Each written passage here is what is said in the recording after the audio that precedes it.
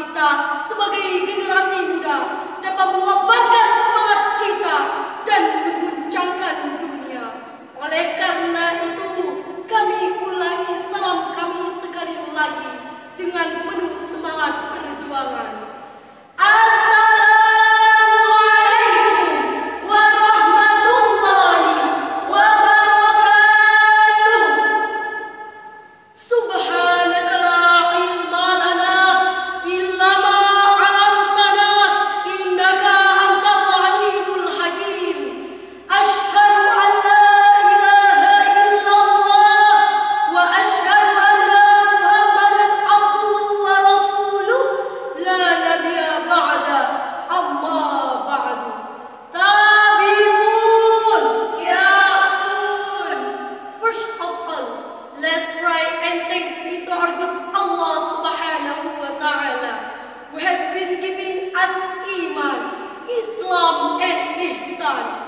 So we can icon and gather in this place in good condition and happy situation.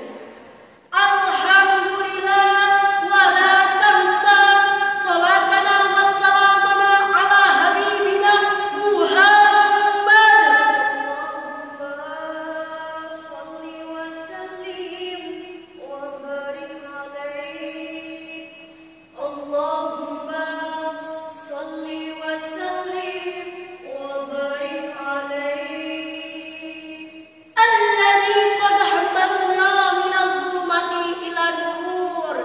Yang kami hormati jajaran Dewan Juri yang insyaallah arif dan bijaksana, hadirin dan para peserta lomba yang akan menjadi harapan bangsa, negara dan juga agama.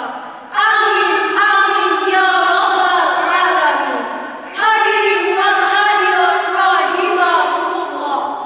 Dikatakan di dalam sebuah hadis dari Auf bin Malik, Rasulullah sallallahu alaihi wasallam bersabda, pemimpin yang baik adalah pemimpin yang mencintai kamu dan kamu mencintainya.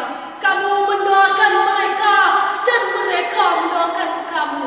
Sedangkan pemimpin yang buruk adalah pemimpin yang kamu benci dan mereka membenci kamu. Kamu melaknat mereka dan mereka melaknat kamu. Hadis riwayat Muslim. Ibnu Katsir dalam sebuah tafsir Ibnu Katsir menjelaskan bahwa pemimpin yang baik adalah pemimpin yang mengayomi, mengarahkan, bahkan mencintai kita dan kita pun mencintainya. Sedangkan pemimpin yang buruk adalah pemimpin yang tidak peduli dengan rakyatnya dan pemimpin itu membenci kamu dan kamu membenci pemimpin itu. Bahkan kamu melaknat mereka dan mereka pun melaknat kamu.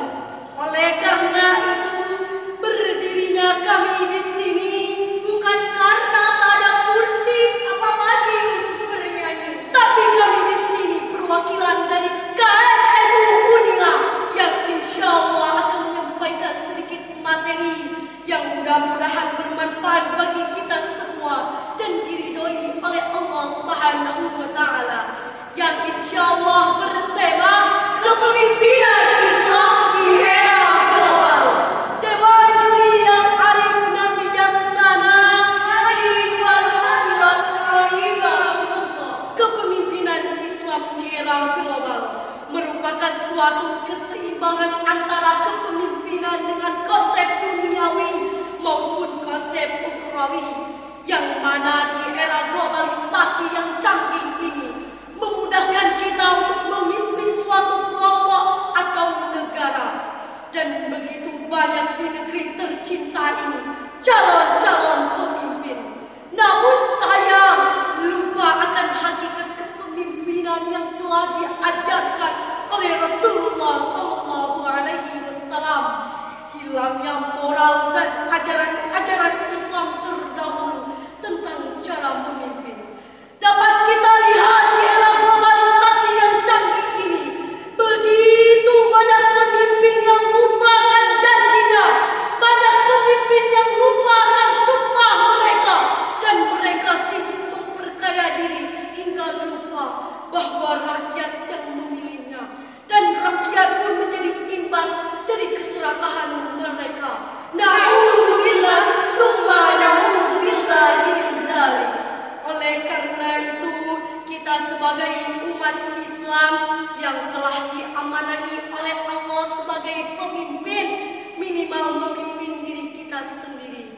Hakikat kepemimpinan dalam Islam adalah suatu bentuk tanggung jawab dan bukanlah suatu keistimewaan. Maka ketika berada di dunia ini, ia telah dituduh untuk memimpin suatu kelompok tertentu. Maka wajib baginya mempertanggungjawabkan kepemimpinannya di hadapan Allah dan manusia. Seperti sabda Rasulullah Sallallahu Alaihi Wasallam, "Kullukum ra'in wa kullukum mas'ulun an ra'iyati." Setiap kamu adalah pemimpin dan setiap kamu akan diminta pertanggungjawaban atas kepemimpinan kamu. Hadis riwayat Bukhari dan Muslim. Hadirin wal hadirat yang insyaallah dirahmati Allah. Maka dari itu Allah telah berfirman di dalam surat Al-Ahzab ayat 21 yang berbunyi,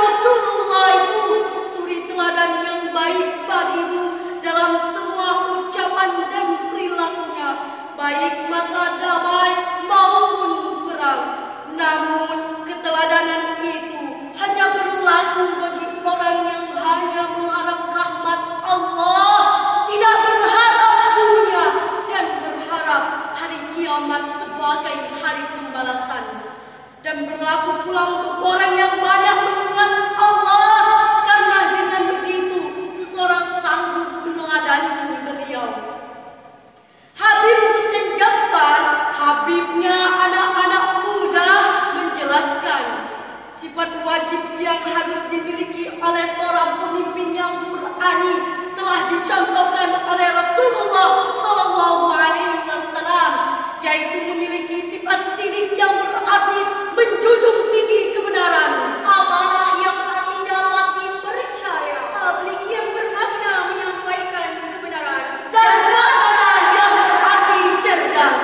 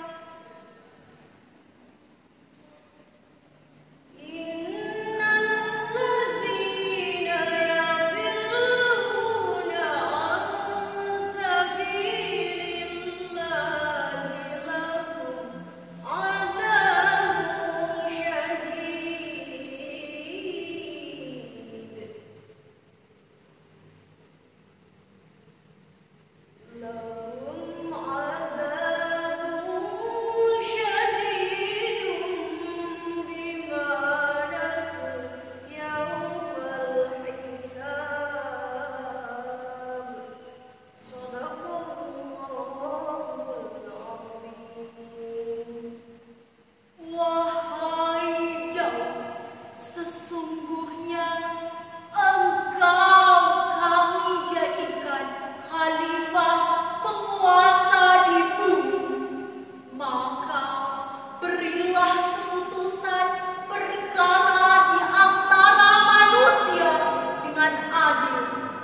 Dan janganlah engkau mengikuti hawa nafsu, karena akan menyesatkan engkau dari jalan Allah. Sungguh orang-orang yang sesat dari jalan Allah akan mendapat azab yang berat, karena mereka melupakan hari pembalasan. Maha benar Allah dengan segala firman-Nya. Firman Allah Subhanahu wa Ta'ala mengingatkan kepada kita bahwa seseorang tidak akan mampu berlaku adil terhadap orang lain apabila mereka tidak mampu berlaku adil terhadap dirinya, ibunya, bapaknya, dan kaum kerabatnya. Demikian pula kebencianmu terhadap suatu kaum tidak akan mendorongmu, tidak akan berlaku adil atau zalim kepada yang lainnya. Dan belum tentu yang kamu tidak senangi itu lebih baik dari dirimu, dan belum tentu yang kamu senangi akan selalu bersamamu. Oleh karena itu, untuk menciptakan kepemimpinan Islam di era global, yaitu yang pertama, mendidik diri kita, anak-anak muda, dengan sifat-sifat suri teladan Rasulullah SAW. Yang kedua, membiasakan diri berlaku jujur dimanapun berada, baik itu diamanahkan sebagai pemimpin kelompok ataupun pemimpin negara. Dan yang ketiga, menciptakan hal-hal positif pada diri sendiri dan menghindari sifat zalim. Semoga kita para generasi muda, calon-calon pemimpin negara, agama, keluarga maupun diri sendiri dapat menciptakan kepemimpinan Islam di era global dengan sifat-sifat suri teladan Rasulullah SAW. Ada sebuah motivasi yang mungkin dapat membangun semangat pemuda-pemudi dari almarhum Kiai Haji Saifuddin MZ yang mengatakan,